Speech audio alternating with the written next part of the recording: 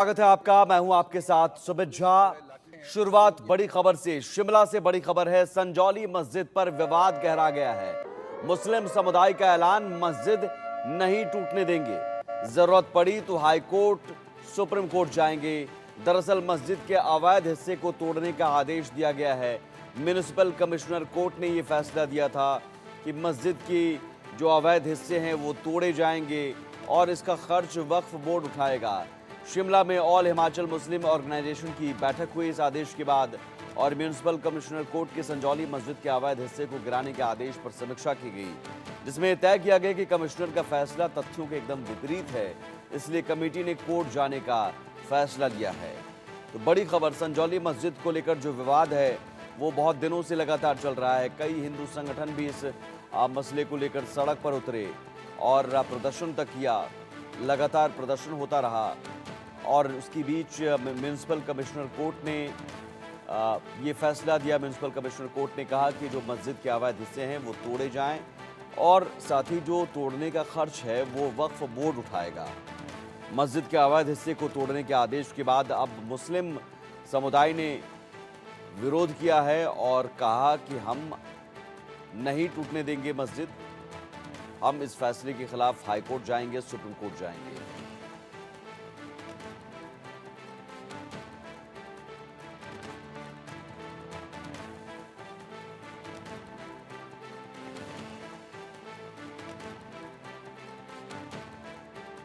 शर्मा हमारे साथ जुड़े हुए हैं, ब्यूरो चीफ हिमाचल के। अनुराग, इससे पहले जब कोर्ट ने फैसला दिया और उसके बाद कहा गया कि न सिर्फ मस्जिद के अवैध हिस्से तोड़े जाएं बल्कि उसका खर्च वक्फ बोर्ड उठाएगा।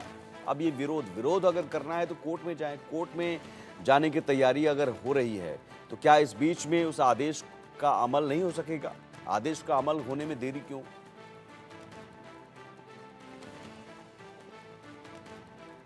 अनुराग, बात है, अगर हम इस बात को देखें कि कोर्ट में जाना। जी जी जी, आपको मेरी आवाज आ रही है? जी आ रही है, आप अपनी बात पूरी कीजिए। इसमें जो सबसे बड़ी बात है, देखिए, अगर आप ये देखोगे कि उनका कोर्ट में, परंतु जिस तरह से पहले माना गया था और बाद में नकार दिया गया है, क्योंकि जिस व्यक्ति ने पहले माना था उसको इन्होंने बिल्कुल सिरे से खारिज कर दिया है कि जी नहीं है।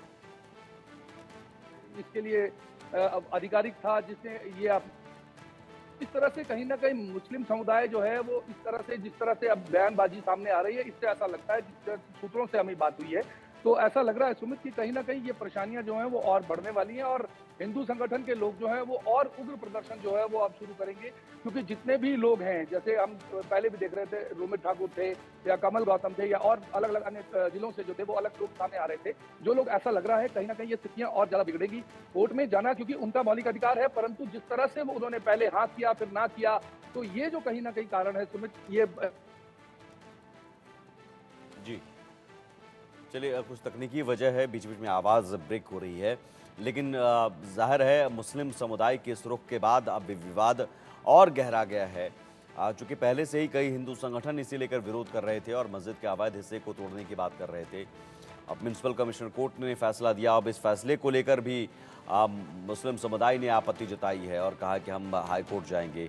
अनुराग हमारे साथ जुड़ गए हैं। अनुराग, अपनी बात पूरी कीजिए। जिस तरह से मुस्लिम समुदाय के, अगर हम लोगों की पूरी उस तरह से बात करें, जिस तरह से आज जो बयान सामने आए हैं, उन्होंने उस व्यक्ति को जिसने वो पहले लिख कर दिया था वो उसको बिल्कुल सिरे से खारिज कर दिया है और उन लोगों को ये कहा है, मुस्लिम समुदाय ने अपना एक स्पोक्स पर्सन सामने लाकर खड़ा कर दिया है जिसने ये कहा है कि अब हम जो है वो कोर्ट का रुख करेंगे। हालांकि ये बात सही है कि वो कोर्ट का रुख कर सकते हैं, परंतु स्थितियां ये हैं कि पहले तो जहां बात चल रही थी कि अवैध जमीन है, फिर उसके बाद बात चल रही थी अवैध बिल्डिंग है, फिर उसके बाद बात कर रहे थे बहुमंजिला तीन मंजिल जो है वो अवैध है। अब उन्होंने ये सिरे से खारिज कर दिया है कि इसमें कुछ भी अवैध नहीं है, ये सारी वक्फ बोर्ड की प्रॉपर्टी है, जिसकी वजह से अगर हम सुमित ये बात कहें तो ये परेशानियां ठीक है। पहले मना कर रहे थे कि भाई मान भी रहे थे कुछ अवैध भी हो सकता है। अब सीधे सीधे मुस्लिम समुदाय खुलकर आ रहे हैं कि कह रहे हैं कि कोई ऐसा अवैध नहीं है और ना हम तोड़ने देंगे मस्जिद को, और अब इसका विरोध हम करेंगे। ठीक है, हाई कोर्ट और सुप्रीम कोर्ट जाएंगे। हिंदू संगठन का अब क्या रुख होगा ये देखना होगा। इस बीच मुस्लिम समुदाय के लोगों ने क्या कुछ कहा, ये सुन लेते हैं। इस समय हम मौजूद हैं बालूगंज में। यदि देखा जाए जो संजौली मस्जिद का मामला है थमने का नाम नहीं ले रहा है। अगर देखा जाए प्रदेश के विभिन्न जिला में जिस तरीके से हिंदू संगठन लगातार जो विरोध कर रहे हैं, वहीं अब जो मौलाना मुमताज कासिम हमारे बीच मौजूद है। इनका कहना है कि अब ये कोर्ट का सहारा लेंगे। जो संजौली मस्जिद है वो आज़ादी से पहले की है और वहीं दबाव के चलते जो संजौली मस्जिद के जो संचालक है इमाम शहजाद ने कहा था कि इस मस्जिद को या सील किया जाए या फिर इसे तोड़ा जाए। जिस तरीके से जो हिंदू संगठन है यहाँ पर जो विशाल धरना प्रदर्शन किया था, विस्तार पूर्वक चर्चा की। मौलाना जी आपका स्वागत है। जिस तरीके से अब जो आपका कहना है कि आप कोर्ट का सहारा लेंगे, क्या है पूरा मामला? मामला पूरे प्रदेश की मस्जिदों का है। बहाना संजौली मस्जिद को बनाया गया और वहाँ पर हिंदू संगठनों ने और कुछ ऐसे लोगों ने जो इस मुल्क के कानून के ऊपर कसम तो खा लेते हैं लेकिन चलते नहीं। तो हम इस मुल्क के कानून के वफादार थे, हैं और रहेंगे। हम उस कानून के ही तहत इसको कोर्ट के अंदर लेके जाएंगे। हिमाचल प्रदेश की दूसरी मस्जिदें भी हैं, हर मस्जिद के लिए हम ये लड़ाई लड़ेंगे और इसका हमारा मकसद ये भी होगा कि मुसलमानों के अंदर जो एक दहशत पैदा कर दी गई है कुछ फिरका परस्त लोगों ने, उसका खात्मा भी हो। मुसलमान अपने रोज़गार से काम करें और खुशी से रहें। ये प्रदेश पुरअमन प्रदेश था, ये पुरअमन प्रदेश ही रहे। ये हमारी दुआ है और हमारी तमन्ना भी है। मौलाना मुमताज कासमी जी ये भी जानना चाहेंगे कि खासकर जो पहले ज्ञापन दिया गया था या तो मस्जिद को सील किया जाए या तोड़ दी जाए, अब जो आप कोर्ट का सहारा लेंगे, आखिर ऐसा क्यों?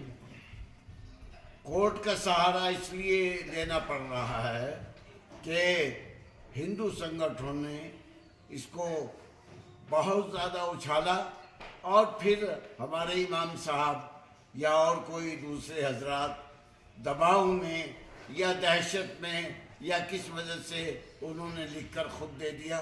और इसका फ़ायदा ये तो हुआ कि मुसलमानों की तरफ से एक अपील चली गई, लेकिन वो अपील थी जो बग़ैर नक्शे के मस्जिद है उसकी, पूरी मस्जिद को गिराने की नहीं थी।